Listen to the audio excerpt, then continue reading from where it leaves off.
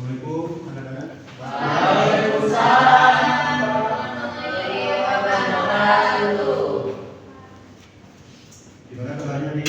Alhamdulillah luar biasa. Allahu Akbar. Tadi sebelum Bapak masuk sudah belajar. Lakukan. Ini kenal ya? Ya Pak. Nah,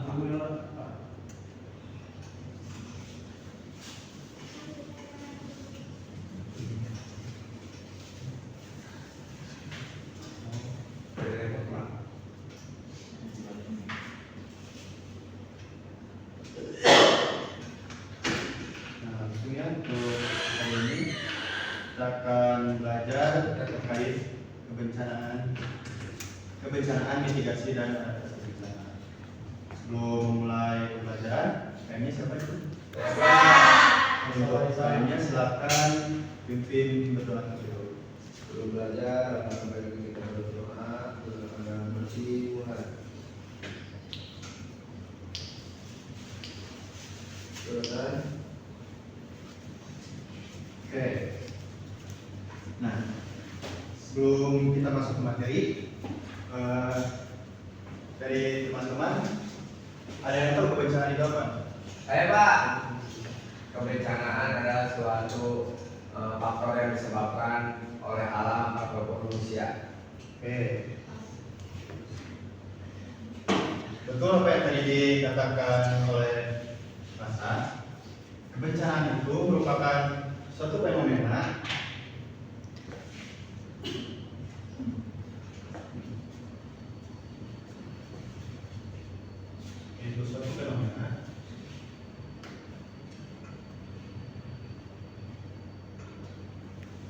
yang terjadi akibat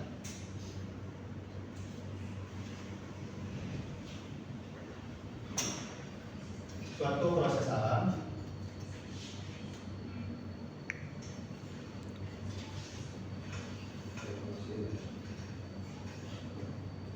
yang berakibat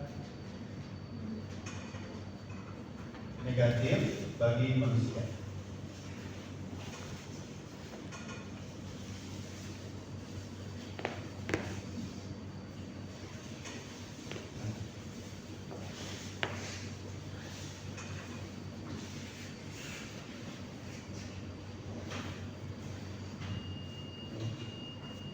Nah, secara singkatnya, bencana itu merupakan peristiwa yang mengancam dan mengganggu kehidupan masyarakat, menyebabkan korban jiwa, kerusakan lingkungan, kerugian, dan dampak psikologis. Nah, di sini ada jenis-jenis bencana alam, sebarannya dan dampaknya terhadap kehidupan. Yang pertama itu ada gempa bumi.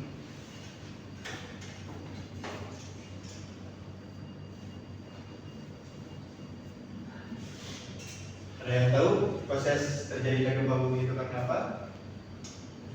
Karena benturan lempeng,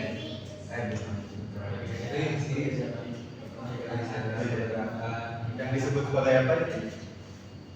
Proses apa? jadinya gempa bumi.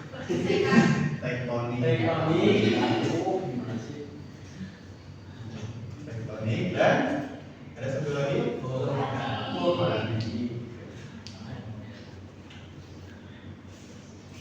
Nah, proses gempa bumi ini terjadi karena ada dua peristiwa, yaitu ada proses tektonik yang terjadi akibat adanya pergerakan lempeng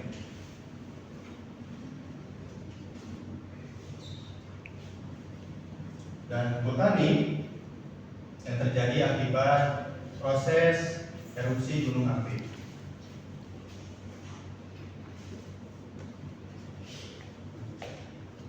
Dan selanjutnya itu ada kebakaran.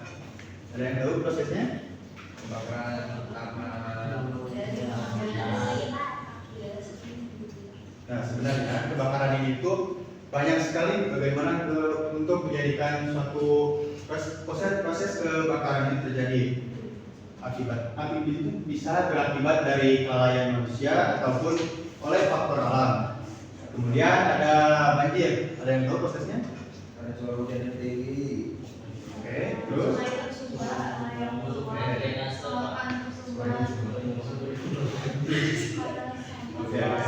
Nah, semua hal yang tadi disebutkan itu bisa berdampak pada proses banjir. Kemudian angin puting beliung, ada yang tahu?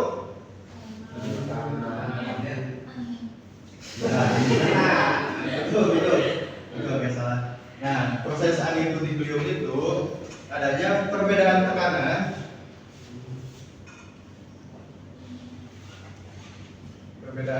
udara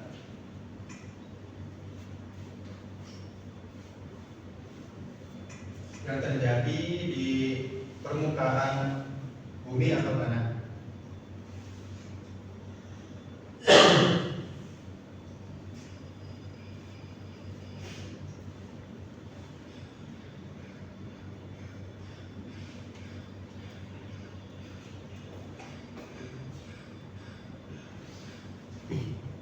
Nah, kemudian ada kekeringan. Kekeringan ini bisa terjadi akibat fenomena iklim yang terjadi di suatu wilayah. Biasanya kekeringan ini itu terjadi akibat kemarau yang berkepanjangan di suatu wilayah. Kemudian tsunami, ada yang tahu prosesnya?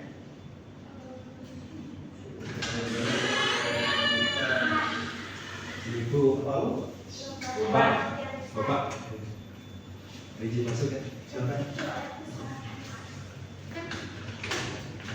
Nah, proses tsunami ini sebenarnya terjadi akibat dari lanjutan proses bencana gempa bumi yang terjadi dari aktivitas tektonik. Nah, aktivitas tektonik ini menghasilkan suatu gelombang pada area permukaan air laut yang disebut dengan tsunami.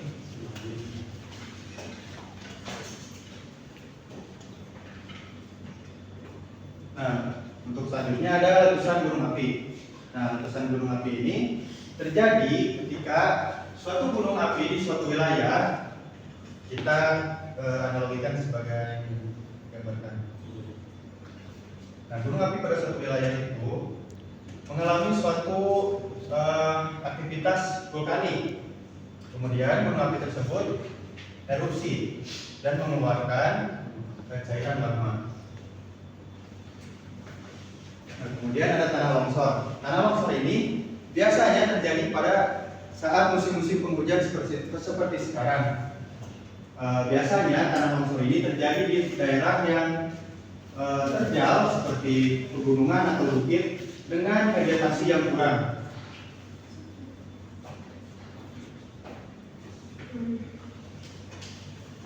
Nah, kita masuk ke peta bencana di Indonesia.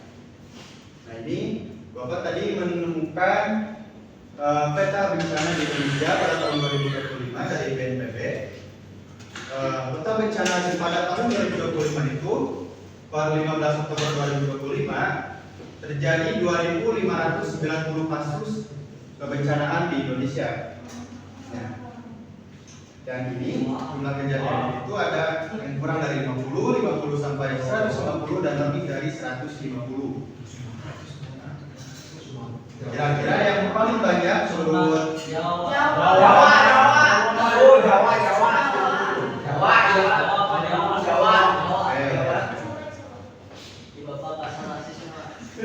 Nggak boleh ya udah nasis. Nah, sebelum itu ada yang tahu mitigasi bencana itu apa?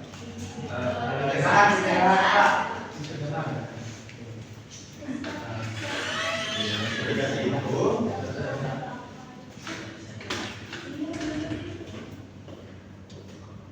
coba tadi sebutkan kayak Kesiapsiagaan. oke. Nah, mitigasi itu upaya pencegahan enggak benar-benar sebelum terjadinya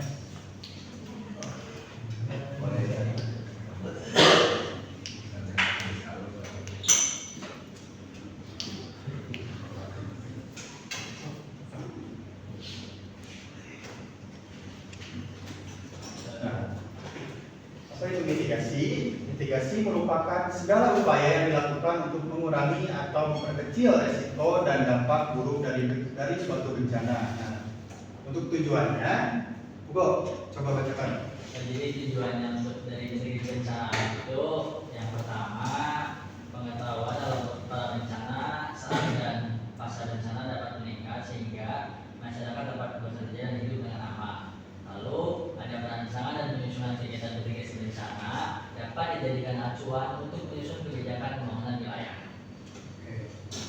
Nah, tujuan dari mitigasi bencana ini yaitu sebenarnya dalam tujuan utamanya yaitu untuk meminimalisir bagaimana suatu bencana itu terjadi. Nah, mitigasi ini dipergunakan untuk sebelum bencana itu terjadi. Jadi seperti bagaimana kita menghindari suatu bencana pada kemudian hari dengan mitigasi bencana itu sendiri. Berarti itu tadi ibaratnya kayak sedia payung sebelum hujan ya Pak? Betul. Kalau bisa seperti itu. Nah, di sini ada jenis-jenis mitigasi bencana. Yang pertama itu jenis mitigasi bencana tsunami. Nah, penanaman bambu bakau di sepanjang pantai untuk menghambat gelombang tsunami dan penggunaan teknologi peringatan dini. Kemudian ada mitigasi gunung api, yaitu pembangunan tanggul untuk menahan lahar, pengadaan pemantauan berkala, pemantauan kawasan rawan bencana, dan sosialisasi kepada masyarakat. Kemudian mitigasi gempa bumi yaitu memahami jalur evakuasi dan mengikuti kegiatan simulasi mitigasi bencana gempa dan mendirikan bangunan sesuai baku tahan gempa. Ya, kemudian ada mitigasi tanah longsor, menghindari daerah rawan bencana longsor untuk membangun pemukiman dan menanam pohon untuk memperkuat struktur tanah. Bapak boleh izin question? Silakan. Nah, selanjutnya ada mitigasi banjir. Sepanjang bantaran sungai tidak dijadikan lahan pembangunan sebagai sampah dan pengerukan dapat sungai dilakukan secara berkala dan membangun waduk.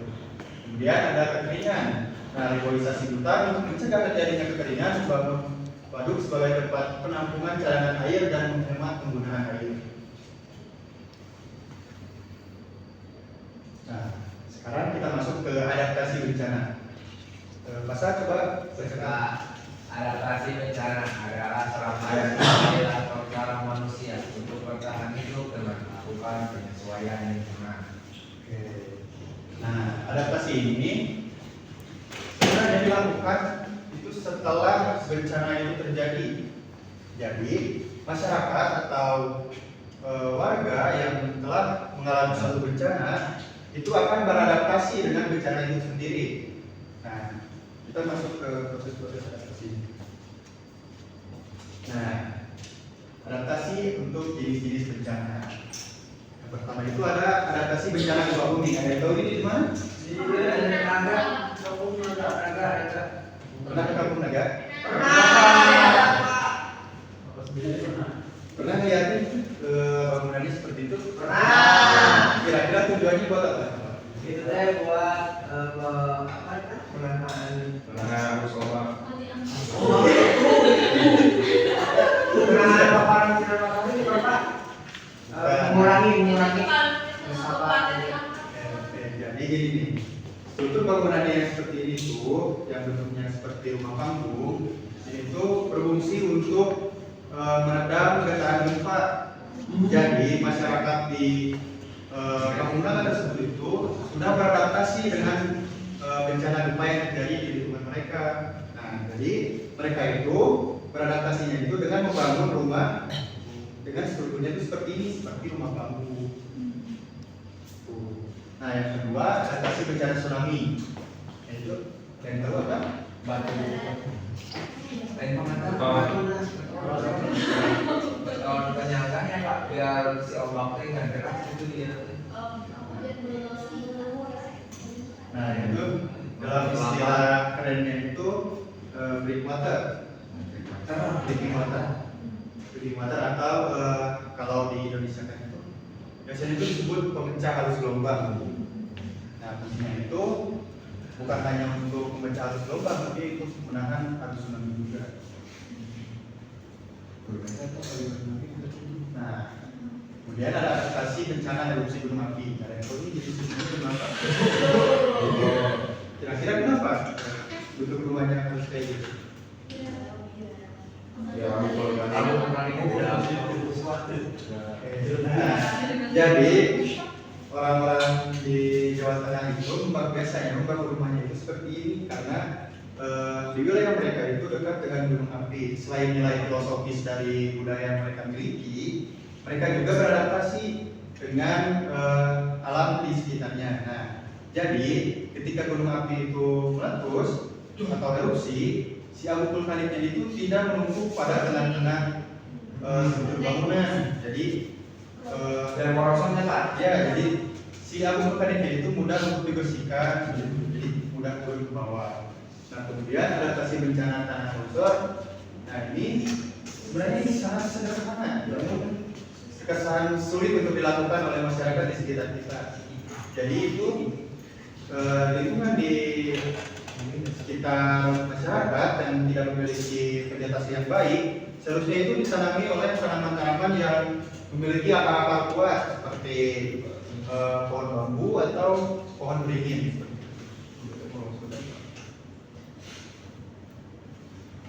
Nah, kemudian adaptasi bencana banjir. Ada yang tahu ini rumahnya kemana-mana? Rumah itu di Kalimantan. Nah, rumah di Kalimantan itu biasanya itu memiliki bangunan itu cenderung tinggi karena untuk menghindari banjir di musim hujan. Nah, kemudian untuk adaptasi bencana kekeringan biasanya itu selain dari penanaman tanaman untuk sebagai penyerapan air, nah biasanya cara lain yang paling efektif itu dengan membangun bendungan seperti ini, bendungan atau waduk.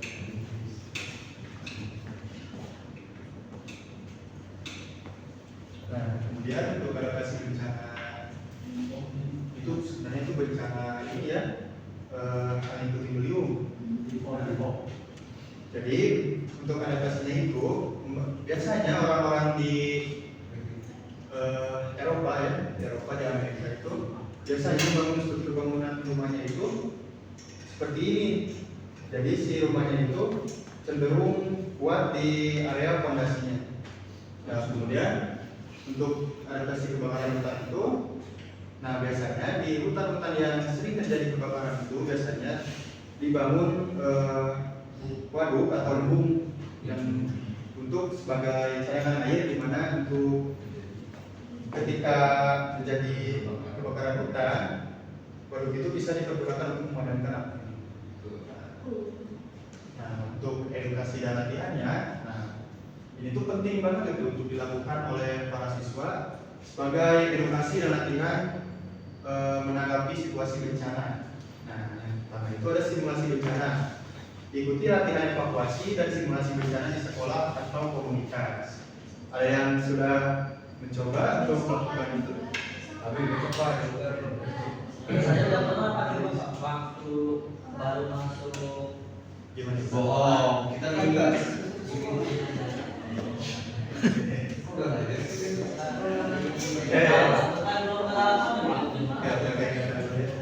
Yang kedua itu ada pendidikan. Pelajari tentang resiko bencana dan cara menghadapi setiap jenis bencana. Yang ketiga itu keterlibatan keluarga.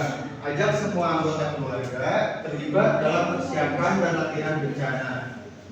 Nah, dari semua aspek ini itu sangat penting untuk siswa untuk menghindari potensi bencana dan akibat dari bencana yang sangat fatal.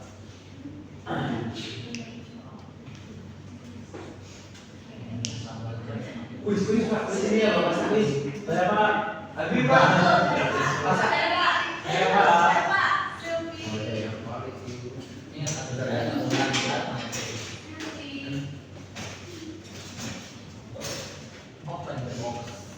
Buku Pak. Iya Pak. Sakit kaki Pak jalan dulu. 5 orang. Gak boleh. Itu Ada Pak. Ada ini Pak. Satu kata lain. Ya. Satu, dua.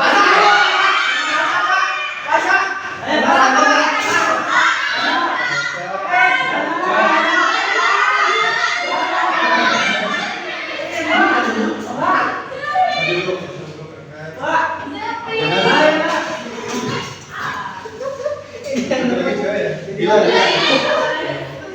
Terus Aku dulu kan aku yang 70-an. Iya. Aku dulu. Oh, aku si Pasha. Gak mau tersing, Cok. kamu nomor 1.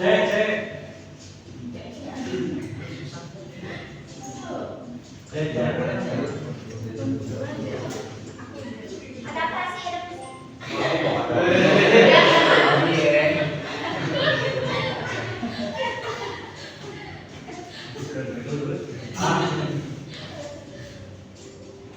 Curah salju.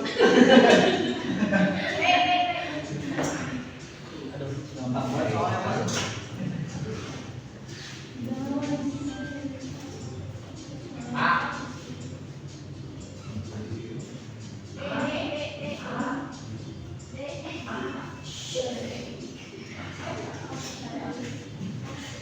Ini pasti tidak.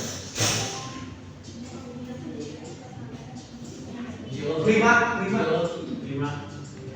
Si anjir jadi tahu. Iya. Cek. Cek, cek. Gelombang satu. Salah ya Mas, salah fix. Pada benar semua ya.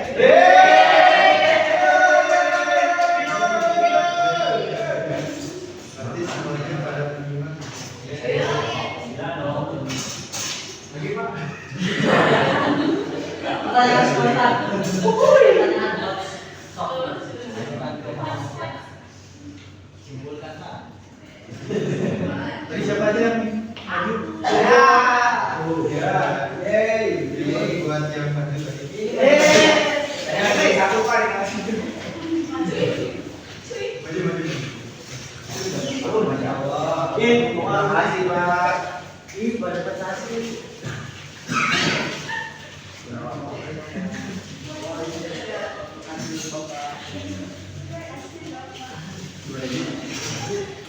Nah sekarang siapa yang mau menyimpulkan? Siapa? Masa apa Pak? Ini dapat saya. Masa apa lah? Acungkan tangan. Masa. Coba cek. Oh, ya Pak. Jadi tadi itu kan membahas tentang kebencanaan ya Pak. Jadi kebencanaan itu bisa disimpulkan ada beberapa tahap untuk menanggulangi kebencanaan. Yang pertama itu ada mitigasinya, terus ada adaptasinya, dan juga ada penanggulangannya. Terus di dalam bencana itu terdapat beberapa beberapa bukan komponen, beberapa faktor.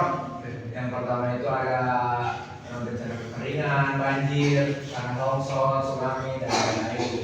Jadi bencana itu bisa mungkin segitu aja Tom.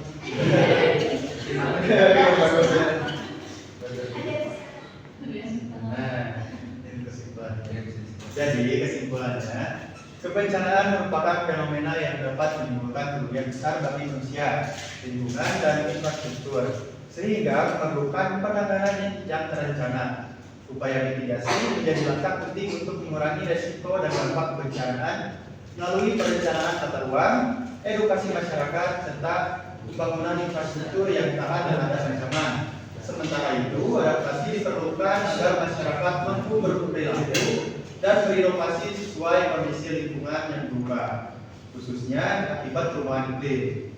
Dengan pemahaman yang baik, kesiapsiagaan, serta kolaborasi antar pemerintah, masyarakat, dan lembaga terkait, risiko kebencanaan dapat diminimalisir sehingga kita lingkungan yang lebih aman dan berkelanjutan. Nah, mungkin sekian dulu ya untuk pelajaran pada hari ini. Baik Pak. Kita lanjut di minggu depan.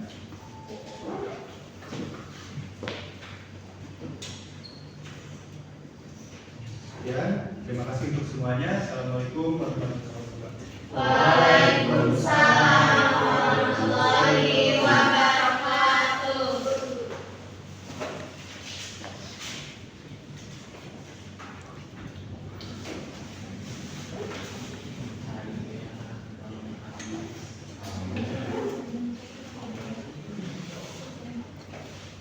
kasih anak-anak.